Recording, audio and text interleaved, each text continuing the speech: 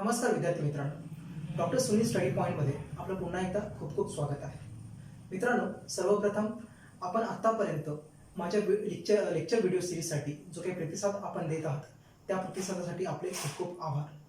मित्रांनो, मागच्या लेक्चरमध्ये आपण वातावरणाची संरचना या घटकाला आपण सुरुवात केलेली होती आणि या घटकामध्ये आपण वातावरणाच्या वेगवेगळे थर ह्या सध्या आपण अभ्यासत आहोत. या थरांपैकी सगळ्यात पहिला आणि महत्त्वाचा आणि सगळ्यात खालचा तो जो काही थर आहे तपांबर, त्या तपांबराबद्दल आपण सखोल असा आपण अभ्यास केलेला आहे, सखोल अशी आपण चर्चा केलेली आहे. थोडक्यात रिवाईज करून देतो की नेमकं तपांबराबद्दल आपण कुठल्या कुठल्या गोष्टी आपण बघितल्या. सर्वात प्रथम आपण बघितलं की ते नेमकं तपांबर म्हणजे नेमकं काय, ज्याला इंग्रजीमध्ये आपण ट्रोपोस्फिअर असं आपण म्हणत असतो. तर याला ट्रोपोस्फिअर का म्हणायचं याच्या मागची आपण कारणं जाणून घेतली. सोबतच आपण ट्रोपोस्फिअरचा म्हणजे तपांबराचा विस्तार नेमका कुठपर्यंत असतो तर हे देखील आपण अभ्यासलेलं आहे. सोबतच हवेची घनता आणि तापमानाचा नेमका संबंध कसा याचा देखील आपण अभ्यास केलेला आहे. तापमानाचा सामान्य लोप दर म्हणजे नेमकं काय हे आपण व्यवस्थितपणे बघितलेलं आहे. तो लोप दर किती असतो याच्याबद्दल देखील आपण चर्चा केलेली आहे. सोबतच आपण बघितलं की ट्रोपोपॉज म्हणजे नेमकं काय आणि या ट्रोपोपॉजच्या संबंधात मी तुम्हाला एक होमवर्क दिला होता जो तुम्ही अजून देखील केलेला नाही. तर माझी तुम्हाला पुन्हा एकदा विनंती आहे की मागचा लेक्चर आपण पुन्हा एकदा व्यवस्थित बघावा. जो काही प्रश्न मी विचारलेला आहे तो प्रश्न व्यवस्थित समजून घ्यावा आणि मला तुम्ही उत्तर म्हणून तुम्ही कमेंटच्या सेक्शनमध्ये तुम्ही रिप्लाय करू शकता किंवा माझा फोन नंबर आहेच तुमच्याकडे, तर त्या फोनवरती तुम्ही डायरेक्टली माझ्याशी कम्युनिकेट करू शकता. तर मित्रांनो, आजच्या लेक्चरमध्ये आपण वातावरणाचे जे काही इतर दोन थर आहेत त्या दोन थराबद्दल आपण अभ्यास करणार आहोत. तर सगळ्यात तपांबरानंतरचा जो काही दुसरा थर आहे तो म्हणजे स्ट्रॅटोस्फिअर, जे इंग्रजीमध्ये आपण त्याला स्ट्रॅटोस्फिअर म्हणतो, मराठीमध्ये आपण त्याला म्हणत असतो स्थितांबर. तर मित्रांनो, स्ट्रॅटोस्फिअर या शब्दामध्येच दोन महत्त्वाची दोन शब्द दडलेले आहेत. एक म्हणजे स्ट्रॅटो आणि दुसरा म्हणजे स्फिअर. तर स्फिअरचा अर्थ आपल्याला माहिती आहे.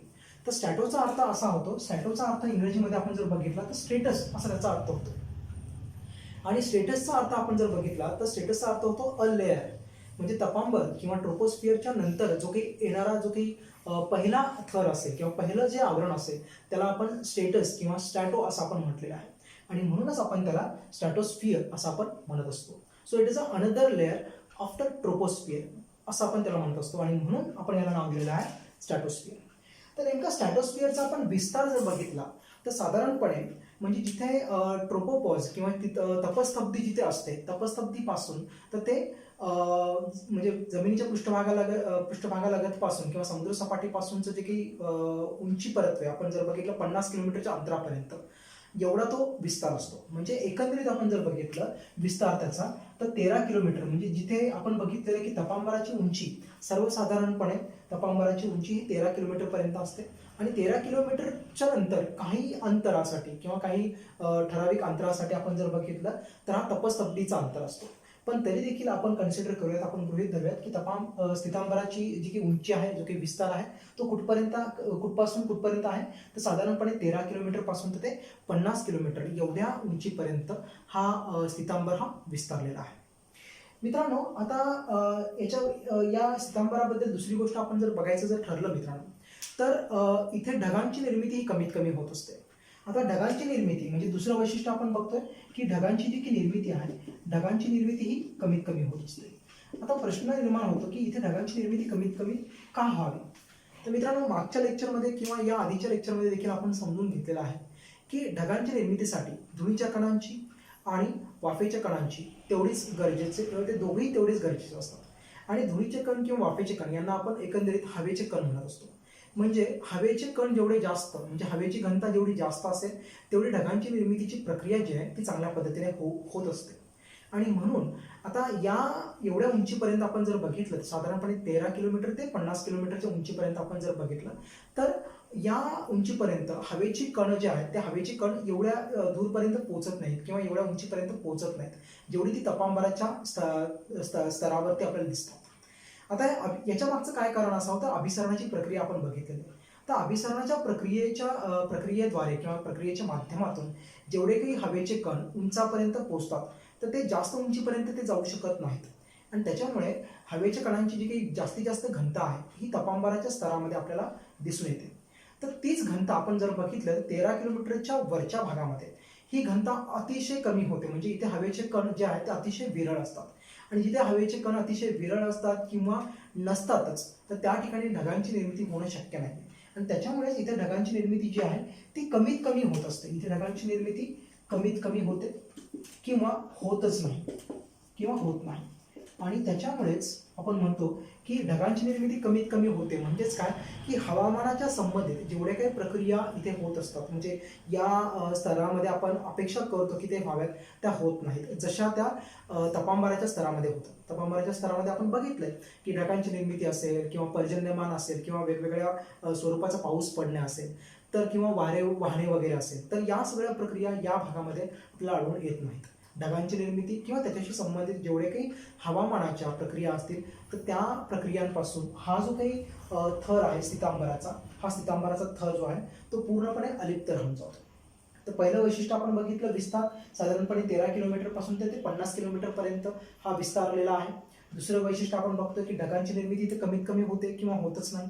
आणि त्याच्यामुळेच हवामानाशी संबंधित जेवढे काही प्रक्रिया आहेत ते इथे होत नाहीत.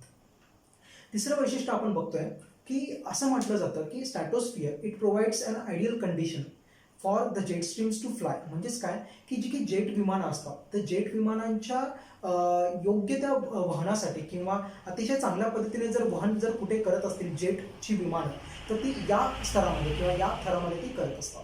म्हणजे तिसरं वैशिष्ट्य आपण ते बघतो की इथे जेट विमानांचं जे आहे तर जेट विमानांचं वहन हे अतिशय सुरळीतपणे होत असतं. अतिशय सुरळीतपणे हे होत असतं. आता प्रश्न उद्भवतो की इथेच जेट विमानं चांगल्या पद्धतीने का वहन करतात. आता जेट विमानांचं वहन होण्याचं जे काही क्षेत्र आहे ते तुम्हाला दाखवून देतो की नेमके ते वाहतात कुठे. सपोज कन्सिडर करूयात की जो काही आता तपांबराच्या म्हणजे स्थितांबराच्या थरावरती किंवा थराच्या संबंधित आपण जर बोलायचं जर ठरलं तर स्थितांबर हा 2 उपभागांमध्ये परत विभागलेला आहे. म्हणजे 2 उपभाग ज्याला आपण लोअर स्ट्रॅटोस्फिअर आणि अप्पर स्ट्रॅटोस्फिअर म्हणतो आपण. म्हणजे निम्न स्तरीय स्थितांबर आणि उच्च स्तरीय स्थितांबर. म्हणजे साधारणपणे आपण जर बघितलं तर 13 किलोमीटर ते 25 किलोमीटर हा जो क्षेत्र आहे हा निम्न स्थितांबराचा क्षेत्र आपण गणत असतो. तर 25 ते 50 किलोमीटरचं जे काही क्षेत्र आहे ते उच्च स्तर म्हणून आपण ते गणत असतो. हे उच्च स्तर झालं. म्हणजे परत एकदा सांगतोय की स्थितांबर मध्ये आपण 2 डिव्हिजन्स केलेले, 2 विभागणी आपण करतोय. एक जे क्षेत्र आहे ज्याला आपण निम्न स्थितांबरीय क्षेत्र म्हणत असतो तो साधारणपणे 13 ते 25 किलोमीटर या विस्तारापर्यंत विस्तारलेला आहे. आणि जो काही त्याच्या वरचा जो काही आहे स्तर तो म्हणजे 25 किलोमीटर पासून ते 50 किलोमीटरचा काही स्तर आहे त्याला आपण उच्च स्तरीय स्थितांबर असं आपण म्हणत असतो. तर खास करून जेटची जी काही विमानं आहेत ती जेटची विमानं ही खास करून या थरामध्ये निम्नस्तरीय जो काही स्थितांबराचं क्षेत्र आहे तर त्या क्षेत्रामध्ये जेटची विमानं ही सुरळीतपणे स्वतःचं वहन हे करत असतात. तर इथे चांगल्या पद्धतीने वहन करण्याचं काय कारण आहे. म्हणजे तपांबराच्या क्षेत्रामध्ये त्यांना व्यवस्थितपणे जाता येत नाही का, तर नक्कीच. तर का होतं, कारण जेटच्या विमानाचं आपण जर बघितलं यांना आपण जेट असं आपण नाव दिलेलं आहे आणि जेटचा आपण अर्थ लावतो स्पीडशी. म्हणजे गती त्यांची जास्त असते आणि गती एखाद्या गोष्टीला जर जास्त गतीने जर प्रवास जर करायचा असेल तर कमीत कमी अडथळे त्यांना हवे असतात. आणि ती अडथळे आपण जर बघितलं तर तपांबराच्या क्षेत्रामध्ये ढगांची निर्मिती चांगली होत असते. हवेचं जे काही वहन होत असतं ते हवेचं वहन देखील चांगल्या प्रकारे होत असतं आणि त्याच्यामुळे तिथे जास्तीत जास्त अडथळे हे येत असतात. तर तेच आपण जर स्थितांबराच्या क्षेत्रामध्ये किंवा स्ट्रॅटोस्फिअरच्या क्षेत्रामध्ये आपण जर बघितलं की जिथे ढगांची निर्मिती ही कमीत कमी होत असते, हवामानाच्या संबंधित जेवढे काही प्रक्रिया आहेत त्या प्रक्रिया कमीत कमी होतात किंवा होतच नाहीत. आणि त्याच्यामुळेच जेटच्या विमानांना जर सुरळीतपणे त्यांची एक जे काय म्हणतो की एक ऑप्टिमम स्पीड मेंटेन करत त्यांना जर व्हायचं असेल किंवा तिथून जर प्रवास करायचा असेल तर ते या क्षेत्रामध्ये ते करू शकतात, ज्याला आपण निम्नस्तरीय स्थितांबरीय क्षेत्र म्हणजेच लोअर स्ट्रॅटोस्फिअरचं क्षेत्र असं आपण म्हणत असतो. तर हे तिसरं वैशिष्ट्य या स्थितांबराबद्दल. तर मित्रांनो, चौथं वैशिष्ट्य आपण जर बघितलं तर या स्थितांबराबद्दल असं सांगता येईल की इथे ओझोनचं प्रमाण जे आहे, ओझोन वायूचं प्रमाण हे अतिशय जास्त असतं. मित्रांनो, अगदी सुरुवातीच्या लेक्चरमध्ये आपण बघितलं होतं, ज्या वेळेला आपण वातावरण हा घटक सुरुवात केला होता त्यावर वायूबद्दल आपण माहिती घेतली होती. आणि त्या वायूबद्दल माहिती घेत असताना मी तुम्हाला सांगितलं होतं की वातावरणाचा अभ्यास करत असताना 2 वायू अतिशय महत्त्वाचा भूमिका पार पाडत असतात. एक म्हणजे कार्बन डायऑक्साईड, ज्याच्याबद्दल आपण याच्या आधीच आपण बऱ्यापैकी चांगली माहिती आपण घेतलेली आहे. आणि दुसरा वायू मी तुम्हाला सांगितला होता ओझोन. तर त्याच्याबद्दल आपण आज माहिती घेणार आहोत. ओझोन केमिकल फॉर्म्युला आहे त्याचा O3. तर मित्रांनो, या क्षेत्रामध्ये म्हणजे खास करून आपण जर बघितलं, जो काही आपण उच्चस्तरीय स्थितांबरीय क्षेत्र आपण म्हटलेलं आहे 25 किलोमीटर ते साधारणपणे 50 किलोमीटरच्या या क्षेत्रामध्ये किंवा या विस्तारामध्ये, तर इथे ओझोनचं प्रमाण हे बऱ्यापैकी जास्त असतं. इथं ओझोनचे जे काही प्रमाण आहे ते बऱ्यापैकी जास्त असतं. आता ओझोनचं प्रमाण इथे जास्त असण्याचं काय कारण आहे? तर मित्रांनो, आजच्या लेक्चरसाठी म्हणजे आजच्या लेक्चरमधला हा तुमचा होमवर्क आहे की थोडंसं विचार करून, थोडासा त्याचा अभ्यास करून मला तुम्ही कमेंट सेक्शनमध्ये त्याचं उत्तर द्या. माझा प्रश्न असा आहे की या क्षेत्रामध्ये किंवा साधारणपणे स्थितांबराच्या क्षेत्रामध्येच ओझोनचं प्रमाण हे इतर स्तरांपेक्षा किंवा इतर थरांपेक्षा जास्त का आढळतं? आता मित्रांनो, एक गोष्ट इथे नमूद करून घेणं फार अतिशय महत्त्वाचं आहे. ते म्हणजे मग ओझोन हा जो काही वायू आहे तो इतर थरामध्ये आढळत नाही का? मग इतर थरामध्ये म्हणजे कुठल्या? तर तपांबरामध्ये, मध्यांबरामध्ये किंवा उष्णांबरामध्ये किंवा बाह्यांबरामध्ये तो आढळत नाही का? तर याचं उत्तर नाही असं आहे. म्हणजे तो आढळत नाही अशातला भाग नाही, तो तिथे देखील आढळतो. म्हणजे तो तपांबरामध्ये देखील आढळणार आहे, मध्यांबरामध्ये देखील आढळणार आहे, तसंच उष्णांबर आणि बाह्यांबरामध्ये देखील आढळणार आहे. पण या सगळ्या थरांमध्ये जेवढ्या काही ओझोन वायूचं प्रमाण आहे त्यांच्यापेक्षा कित्येक पटीने ओझोनचे जे काही प्रमाण आहे हे या स्थितांबराच्या क्षेत्रामध्ये आपल्याला आढळून येत असतं. तर माझा हा प्रश्न तुमच्यासाठी असा आहे की इतर सगळ्या थरांपेक्षा ओझोन वायूचं जे काही प्रमाण आहे हे या स्थितांबराच्या क्षेत्रामध्ये जास्त का असतं? तर मित्रांनो, यासाठी पुन्हा एकदा सांगतो मी तुम्हाला, यासाठी कुठल्याही पुस्तक उघडून बघण्याची गरज नाही किंवा गुगल सर्च देखील करणं गरजेचं नाही. फक्त आणि फक्त आत्तापर्यंत जेवढी काही माझी लेक्चर्स झाले ते जर तुम्ही व्यवस्थित ऐकत असाल, थोडंसं त्याच्यावरती विचार करत असाल, व्यवस्थितपणे अभ्यास जर करत असाल, तर या प्रश्नाचं उत्तर तुम्हाला नक्की भेटेल. आणि भेटलं जरी नाही तर त्याच्यासाठी काळजी करण्याचं काहीच कारण नाही. मी पुढच्या लेक्चरमध्ये मी तुम्हाला त्याचं उत्तर नक्कीच देणार आहे. तर मित्रांनो, परत येऊयात आपण की या क्षेत्रामध्ये खास करून 25 ते 50 किलोमीटरच्या क्षेत्रामध्ये ओझोन वायूचं प्रमाण हे अतिशय जास्त असतं. आता ओझोन वायू नेमकं काय करतो? तर मित्रांनो बघा की ओझोन वायूच्या दोन भूमिका आहेत. म्हणजे ज्या वेळेला वातावरणामध्ये आपण ओझोन वायूचा आपण उल्लेख करत असतो तर ओझोन वायू दोन प्रकारे त्याची भूमिका निभावत असतो. तर पहिली भूमिका तो निभावतो तपांबराच्या क्षेत्रामध्ये, तपांबर, आणि दुसरी भूमिका जो आहे तो स्थितांबराच्या क्षेत्रामध्ये तो भूमिका पार पाडत असतो. आता तपांबराच्या क्षेत्रामध्ये जर बघितलं तर ज्याला आपण तपांबराला इंग्रजीमध्ये ट्रोपोस्फिअर म्हणतो, असं म्हटलं जातं की ozone gas acts as an indoor pollutant in a tropospheric level. म्हणजे तपांबराच्या क्षेत्रामध्ये जो काही ओझोन वायू आहे तो ओझोन वायू एक प्रकारे इंडोर पोल्युटंट म्हणजे म्हणजे आतमधला एक प्रदूषक किंवा अंतर्प्रदूषक म्हणून काम करत असतो. इंडोर पोल्युटंट म्हणून तो काम करत असतो. तर इथे तपांबराच्या क्षेत्रामध्ये आपण जर बघितलं तर तपांबराच्या क्षेत्रामध्ये इथे हा ओझोन वायू आपल्यासाठी हानिकारक आहे. आणि तोच ओझोन वायू आपण जर बघितला तर हा स्थितांबराच्या क्षेत्रामध्ये आपल्याला मदतशीर आहे किंवा फायदेशीर आहे. हा इथे फायदेशीर आहे. तर मित्रांनो, तो इंडोर पोल्युटंट म्हणून काम कसं करतो याच्याबद्दल आपण सविस्तर चर्चा करणार आहोत. ज्यावेळेस आपण पर्यावरणाचे काही लेक्चर्स मी तुमच्यासाठी अरेंज करणार आहे त्यावेळेला आपण इंडोर पोल्युटंट म्हणजे नेमकं काय आणि तो कसं काम करतो त्याच्याबद्दल आपण माहिती घेऊयात. पण सध्या स्थितांबराबद्दल बोलतोय तर फायदेशीर कसं आहे ते आपण बघणार आहोत. मित्रांनो, ओझोन वायू नेमकं काय करतो? आता ओझोन वायू सूर्याकडनं येणारी जी काही वेगवेगळ्या माध्यमातून जी काही किरणं पृथ्वीपर्यंत पोहोचण्याचा प्रयत्न करतात. आता ते वेव्हच्या स्वरूपामध्ये किंवा तरंगाच्या स्वरूपामध्ये येत असतात. आता ती कुठल्या स्वरूपामध्ये येतात? तर ती अल्ट्राव्हायोलेट रेडिएशन्स म्हणजे UV रेच्या स्वरूपामध्ये येत असतात.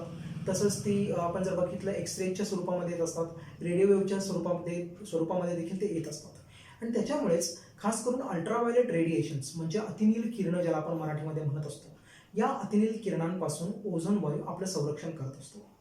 मित्रांनो, अतिनील किरण आपण जर बघितलं तर अतिनील किरणाचे 3 खास करून प्रकार असतात. एक म्हणजे UVA, UVB आणि UVC असे असतात. आता त्यापैकी UVA रे जो आहे तो UV रे हा पूर्णपणे काय म्हणतो की पूर्णपणे म्हणजे तो हानिकारक नाही, कम्प्लिटली तो आपल्यासाठी अपायकारक नाही आहे. तो पूर्णपणे म्हणजे तो म्हणजे सेफ आहे असं आपण म्हणत. हा अपायकारक नाही, अपायकारक हा बिलकुल नाही. हा सेफ आहे आपल्यासाठी जर बघितलं तर आपण. आता त्याच्यामध्ये UVB जर बघितला, हा अपायकारक आहे, हा अपायकारक आहे. आणि सगळ्यात घातक आपण जर बघितलं, हा अपायकारक आहे. आणि सगळ्यात घातक आपण जर बघितलं तर UVC हा रे असतो. तर आता ओझोन वायू काय करतो, तो सूर्याकडनं जे काही येणारे अतिनील किरण आहेत, या अतिनील किरणांपैकी UVA साठी तो पूर्णपणे पारदर्शक असतो. म्हणजे ओझोन वायू काय करतो की UVA रेजसाठी तो परवानगी देतो पृथ्वीच्या पृष्ठभागापर्यंत येण्यासाठी, ज्याच्यापासून आपल्याला कुठल्याही प्रकारचा अपाय होत नाही. पण UVB आणि UVC यांना तो अडवून ठेवतो. UVB आणि UVC ना तो अडवून ठेवतो. आणि त्याच्यापासून काय होतं की बघा मित्रांनो, अल्ट्राव्हायोलेट रेडिएशन्स हे खास करून मनुष्यांसाठी अपायकारक कसे आहेत, तर हे जे काही आपण म्हणतो की स्किन सेल कॅन्सर असते, म्हणजे त्वचेचा जो काही कॅन्सर होत असेल तो, डोळ्यांना तो अपाय करत असतो. सोबतच तो केसांवरती देखील अपाय करत असतो. सोबतच आपण जर बघितलं खास करून फिमेल्समध्ये, म्हणजे स्त्रियांमध्ये जे काही फिमेल रिप्रोडक्टिव्ह सिस्टीम आहे त्या फिमेल रिप्रोडक्टिव्ह सिस्टीमवरती तो अपायकारक करत असतो. म्हणजे युटेरस असेल किंवा जे काही इतर रिप्रोडक्टिव्ह सिस्टीमचे जे काही ऑर्गन्स असतील तर त्या ऑर्गनचा कॅन्सर, खास करून युटेरसचा कॅन्सर करण्यासाठी तो स्वतःची भूमिका पार पाडत असतो. आणि त्याच्यामुळेच UVB आणि UVC रेज जे की अतिशय हानिकारक आहेत, जे कॅन्सरसारखे घटक आपल्या शरीरामध्ये निर्माण करतात, कॅन्सरसारखे रोग शरीरामध्ये निर्माण करत असतात. तर अशा UVB आणि UVC पासून तो पूर्णपणे आपल्याला संरक्षण देत असतो. तर UVA हा फक्त पारदर्शक असतो, जे आपल्यापर्यंत पोहोचू शकतात, जे बिलकुल अपायकारक नाही. तर अशा प्रकारे ओझोन वायू आपल्याला एक संरक्षकाप्रमाणे तो काम करत असतो. आता मित्रांनो, होतं काय की ज्या वेळेला UVB आणि UVC सारखे रेज हा ओझोन वायू अडवून ठेवत असतो, त्यावेळेला काय होतं की त्याचं तो शोषण करतो. तो फक्त अडवून ठेवत नाही, तर त्यांचं तो शोषण करतो.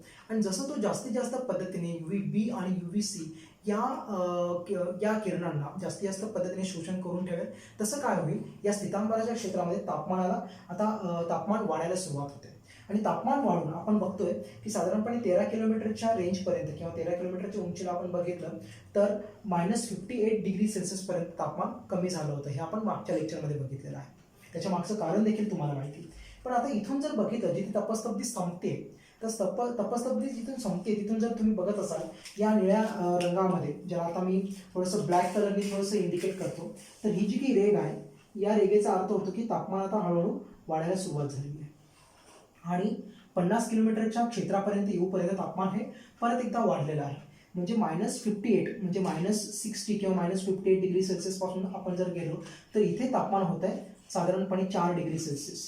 म्हणजे जिथे 50 किलोमीटरचा अंतर किंवा 50 किलोमीटरच्या उंचीला आपण येऊयात, 13 किलोमीटरच्या उंचीपासून ते 50 किलोमीटरच्या उंचीपर्यंत जसं आपण येऊयात, तसं तापमानामध्ये वाढ होऊन 4 डिग्री सेल्सिअस आता तापमान पोहोचलेलं आहे. तर हे कशामुळे आहे, तर हे ओझोन या वायूमुळे आहे. ओझोन वायू काय करतोय, तर ओझोन वायू काय करतोय, तर खास करून अल्ट्राव्हायोलेट रेस, अतिनील किरण, UVB आणि UVC सारखे जे काही अतिनील किरण आहेत यांना तो अडवतो, त्यांचं शोषण करतो. आणि शोषण केल्यामुळे इथलं तापमान हे हळूहळू आता वाढायला सुरुवात होते. आणि ते वाढून -58 डिग्री सेल्सिअस पासून तर ते 4 डिग्री सेल्सिअस पर्यंत ते तापमान वाढते.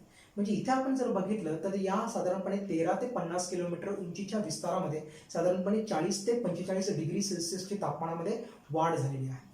तर हे कशामुळे, हे फक्त आणि फक्त या ओझोन वायूमुळे झालेलं आहे. तर मित्रांनो, हे साधारणपणे आपण जर बघितलं तर ही काही वैशिष्ट्य आपल्याला या स्थितांबराबद्दल आपल्याला बघता येते. आता 50 किलोमीटरच्या नंतर काय होते, तर मित्रांनो, जसं आपण तपस्तब्दी आपण बघितलेलं आहे, या तपस्तब्दी सारखाच एक ठराविक अंतर, जसं आपण म्हणतो की 50 किलोमीटर पासून एक ठराविक अंतरापर्यंत एक छोटंसं अंतर असेल, ठराविक अंतर असेल, या ठराविक अंतरामध्ये तापमानामध्ये वाढ होत नाही आणि किंवा ते घट देखील होत नाही. तर तापमान इथेच परत एकदा स्थिर राहत आहे.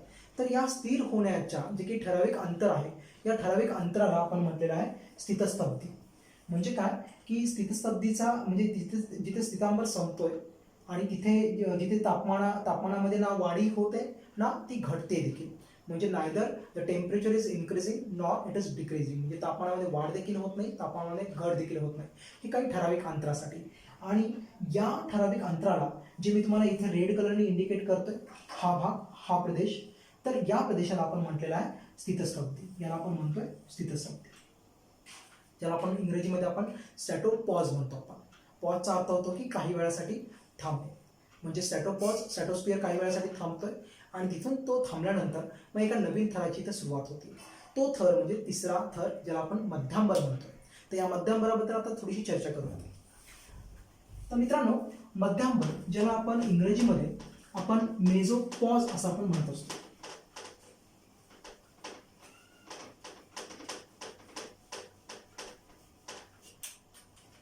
या मध्यांबराला आपण इंग्रजीमध्ये मेझोस्फिअर असं आपण म्हणत असतो. तर इथे दोन शब्द पुन्हा एकदा आहे, मेझो आणि स्फिअर. मेझोचा अर्थ होतो मिडलवर. इंग्रजीमध्ये मेझोचा अर्थ हा होतो मिडलवर. मिडलवर म्हणजे काय, मध्य. आणि म्हणूनच आपण याला म्हटलेलं आहे मध्यांबर. म्हणजे जे काही 5 थर, वातावरणाचे जे काही 5 थर आपण बघतोय, त्या 5 थरांमध्ये सगळ्यात मध्यभागी असणारा हा मध्यांबर.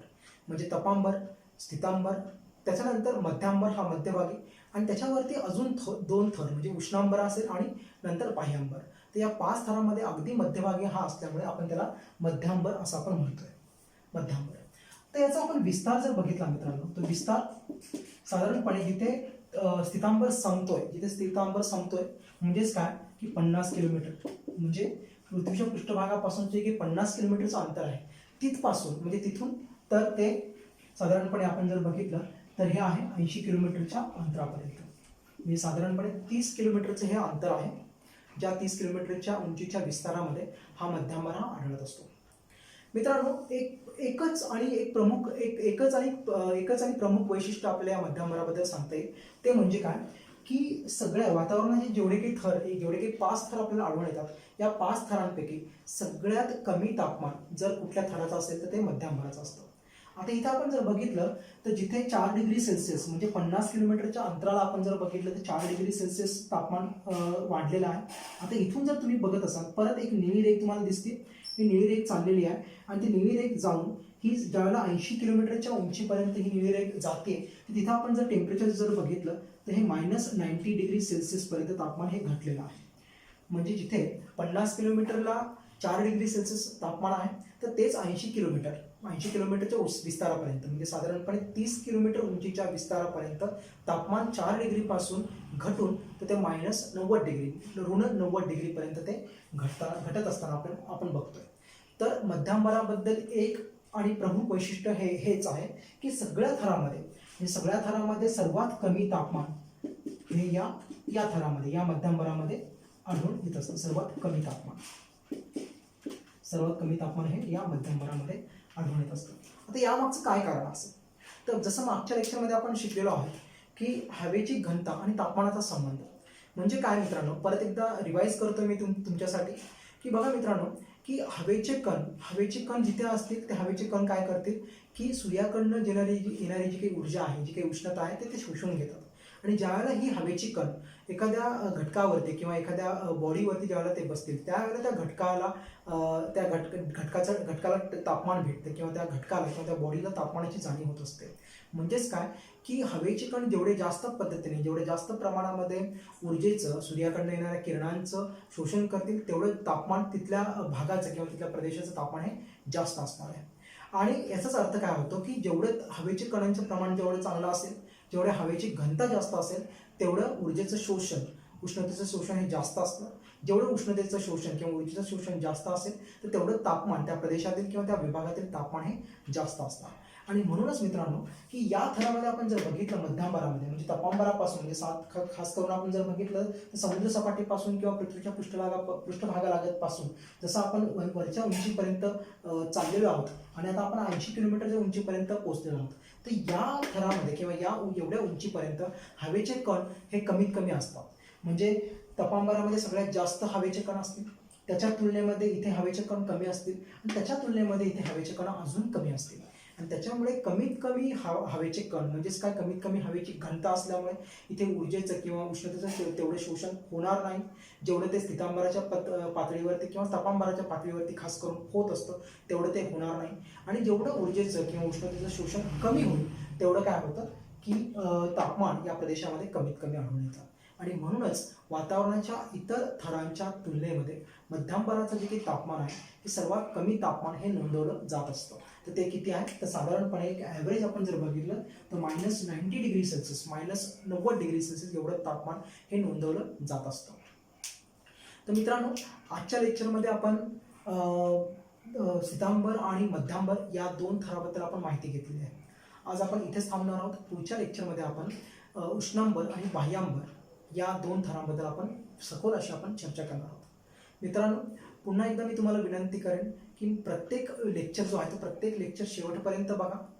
लेक्चर बघत असताना तुम्हाला मी अशा प्रकारची काळजी घेतलेली आहे की जेवढ्या जास्त पद्धतीने कॉम्प्रेहेन्सिव्ह किंवा सखोल पद्धतीने भूगोलाचा अभ्यास तुम्हाला करता यावा किंवा तुमच्यापर्यंत भूगोल हा विषय मी घेऊन येत आहे आणि त्याच्यामुळेच तुम्हाला कमीत कमी पुस्तकं वाचावी लागतील याच उद्देशाने मी हे लेक्चर्स बनवत आहे. त्याच्यामुळे मला अशी विनंती करायची तुम्हाला की सगळेचे सगळे व्हिडिओ लेक्चर्स हे शेवटपर्यंत बघा, जेणेकरून स्पर्धा परीक्षांचा अभ्यास करत असताना मग तुम्ही राज्यसेवा किंवा UPSC करा, तर कुठल्याही परीक्षेचा अभ्यास करत असताना भूगोल या विषयाची तुम्हाला कधीच अडचण जाणार नाही.